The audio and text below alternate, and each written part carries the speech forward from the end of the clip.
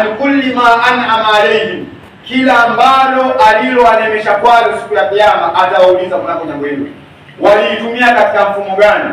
Yale maamrisho walitumia katika neema hiyo, yale makatazo waliitumia katika neema hiyo kuyaondosha makatazo hayo, lakini mwanadamu akaenda kinyume na ule mfumo ambao Allah subhanahu wa ta'ala anaupenda.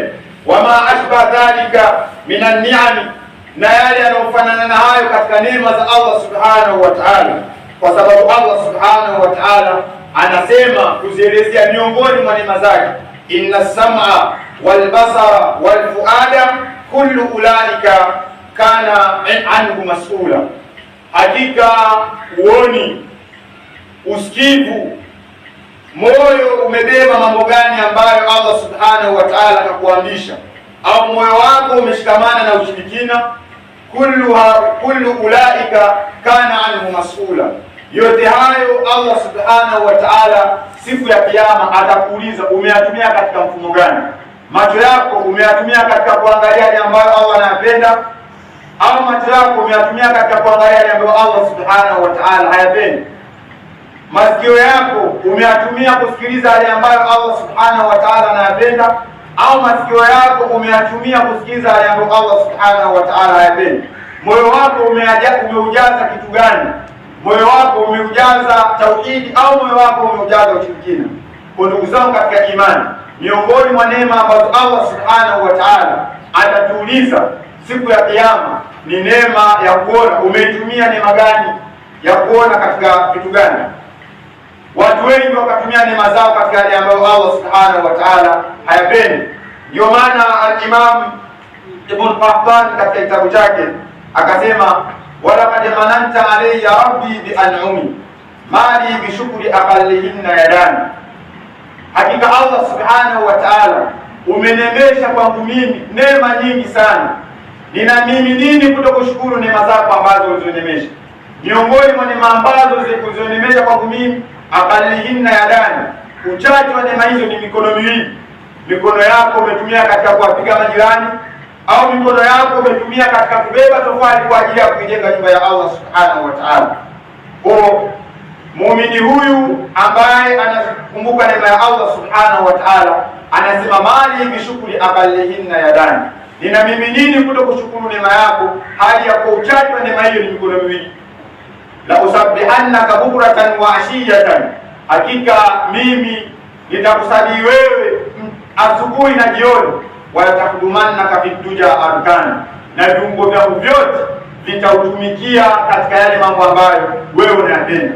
Muumini kama huyu ni miongoni mwa muumini ambao Allah subhanahu wa ta'ala anawapenda, kwa sababu wamekumbuka kile kichache ambacho Allah subhanahu wa ta'ala kawanemesha kitu hicho. Mikono miwili, leo unaweza kubeba kitu fulani, lakini kuna muumini ambaye anaitafuta mikono hiyo ili aweze kumtii Allah subhanahu wa ta'ala kupitia mikono hiyo, lakini wewe unatumia mikono hiyo katika kumwasi Allah subhanahu wa ta'ala, hali ya kuwa kila mwanadamu ataondoka kwa Allah subhanahu wa ta'ala.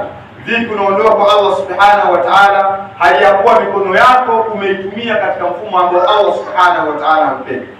Fa idhan kullu ibn untha wa in talat salamatuhu yawman ala alati alhadba mahmul ara an-nasa mithla as-safri wal maut manhalu lahu kulla yawmin walidun thumma walid ila haythu yashfi Allahu man kana shafiya wa yas'adu man fi ilmihi huwa sa'id.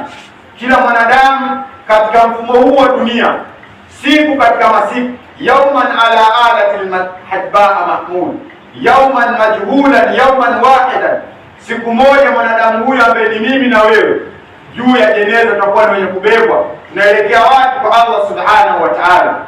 Tutakapokutana nacho ni Allah aliposema, thumma tusaluna yawmaidhin 'anil na'im, mtaulizwa kunako neema ambazo Allah subhanahu wa ta'ala kakunemesheni katika neema hizo.